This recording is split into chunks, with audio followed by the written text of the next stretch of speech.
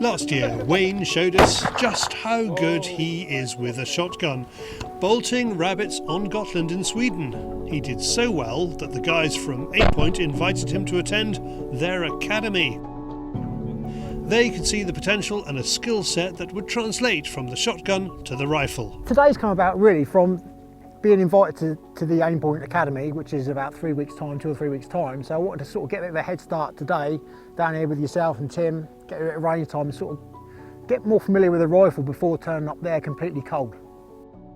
The thing is, Wayne has never owned a rifle, so this will be a whole new shooting and hardware owning experience. So this for me is transitioning from shotgun into a rifle, but you know, with dynamic style. I'm not really into stalking as in high seats, scopes, things like that.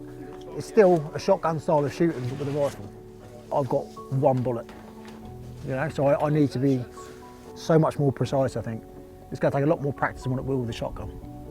Okay, but that's something I imagine you'll enjoy getting involved in. Exactly, yeah, that's why it sparks my interest. It really does. It's the precision of things and the technical things that really interest me. As Mr. Martin likes to be prepared, we've arranged a morning's rifle training with Tim before he flies out to the academy training in Scandinavia. It's not just about hitting a moving target, it's learning how to set up and maintain a rifle. We've got the rifle out of the box. Yeah. What do we need to do before we can fire it? Do we need to strip it down, clean it, oil it? What do we do from here? What we probably do actually is we'll give it a quick clean internally. Right. Yeah? And then I'll probably just go through as to what we do, how you kind of shoot in a rifle. Yeah. Basically, you've got to shoot in this barrel. So I'll probably go through it with you before you actually. Okay. Yeah, because you probably find the accuracy will vary quite a bit from straight out the box. Right. So that's come off a production line.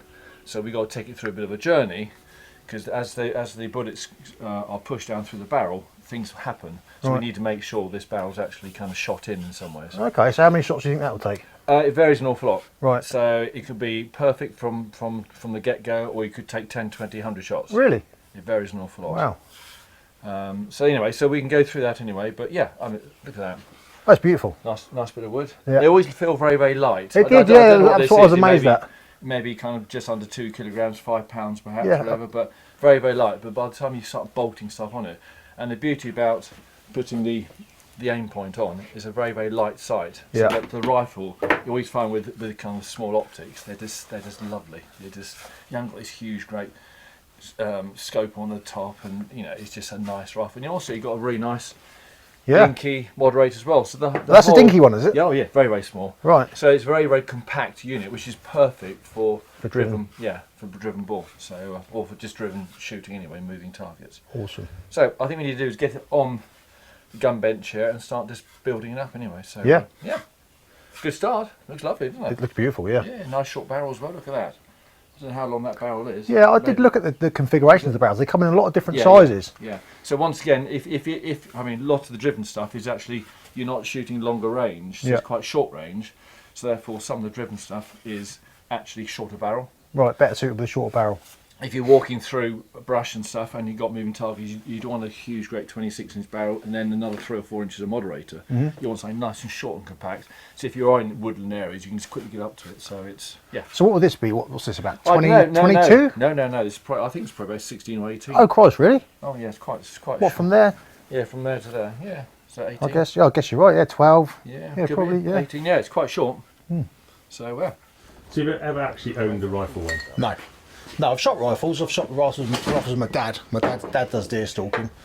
I've shot deer with Paul as well, actually, Paul Childerley, but never actually gone into it myself. I've always wanted to do driven bore, and I always wanted to do it with a shotgun, with slugs, but it's not very widely done. And after using the aim points and watching a lot of the wild boar fevers on YouTube, it's kind of like the rifle seemed the thing that I wanted to do it with. So after watching more and more of that, I started looking at rifles at the British Shooting Show. I applied for my firearm last year and want to going forward start driven boar hunting with the rifle.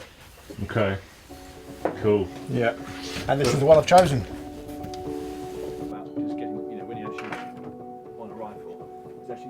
Tim explains some of the basics of rifle care. He covers setup, cleaning, trigger weight, bore sighting and other useful bits and pieces. Oh, yeah, of course, yeah. We'll put out those elements as separate items to help any shooters setting up their new rifle. Look for the links below.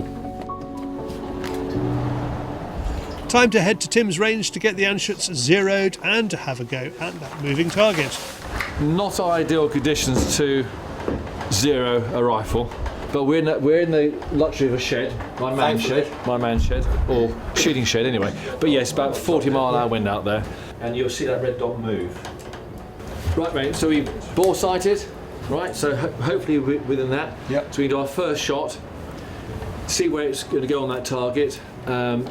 Then we clean it, then we probably start zeroing it as well. So until we put that first shot down, we've got no idea, well, we know roughly where it's going to be anyway. Moment of truth. Yep, that's the moment of truth.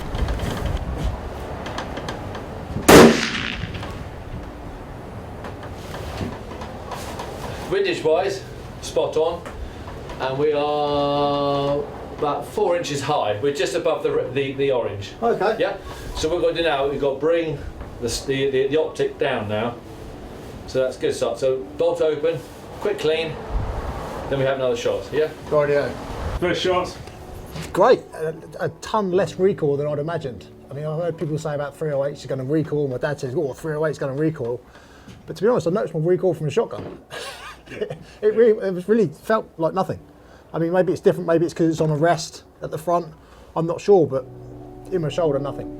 It doesn't take long before Wayne's on target and ready for freehand shooting. I'm naturally quite an aggressive shot. Right. So I'll naturally lean into the gun a lot. Yeah. So I would be normally sort of there. Yeah. So I'm not sure whether that's because the stock's too short or whether I should adopt a more upright stance. I'll just try and rate. Okay, if you see, look at yours. I was looking at your stance there, right. So if you compare it to yours to mine, if I was just freehanding, I'll be. So I'm not leaning forward. Upright, yeah. So I'm literally like that. Yeah, and my top part of my body is this is a frame. So this is the bit which needs to swivel all the time. So I'm not like that. I'm actually probably a lot more upright, and I'm just moving. So if you're leaning forward, it's going to be quite hard for your body to swing. Yeah, I'm actually upright, and therefore my cradle, my frame at the top is actually moving horizontally. Do you think that's the difference between a shotgun shooter and a rifle shooter? Yeah, I think it will be. I haven't really analysed that, but I think it probably is in some ways.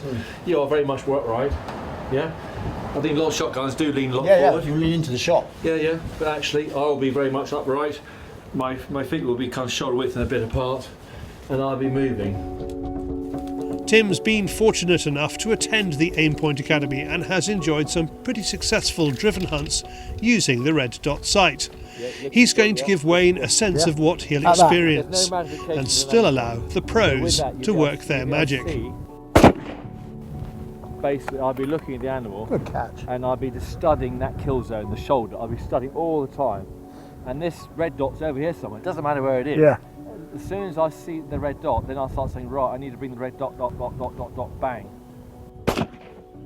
We finish our session with Tim's remote-controlled driven target.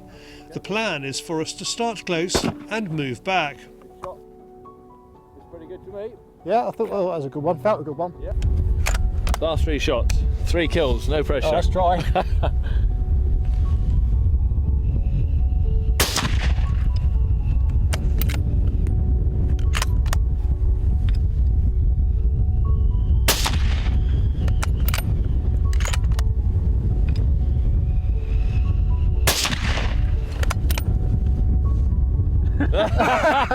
See, it's that grin. It's that ominous grin. Kill. Quite honestly, for a first attempt with a moving target with a rifle, that is bloody good. Really? Oh yeah, it's really impressive. I'm looking here, consistency. You know, you're basically consistent within like a 4-inch. The elevation wise, so which tells me you're swinging through really consistently. Yeah, so now all these just brilliant because obviously your lead is absolutely spot on. So the target's moving, you're staring at that, and that red dot starting over here. Then at some stage you've got to pull that trigger, and it's all depending how far, how much lead you want to get. And you go bang, by which time you'll probably find your bullets can go there. Yeah. So you're anticipating already where you are. So your lead's perfect as well. So it's really good shooting. Very, very consistent. Now, this consistency is what it's all about. Yeah. And you're doing that. So, well done, mate. Coming from the man himself. Thanks, Tim. I thought it was atrocious, but obviously not. No, not at all. No. Not at all. Going to move the goalpost, Wayne? Yeah, it looks like it. Yeah, I mean, to me, I was thinking, I want it in that every time, but it just doesn't seem to be. It's going to be that's not what they're looking for.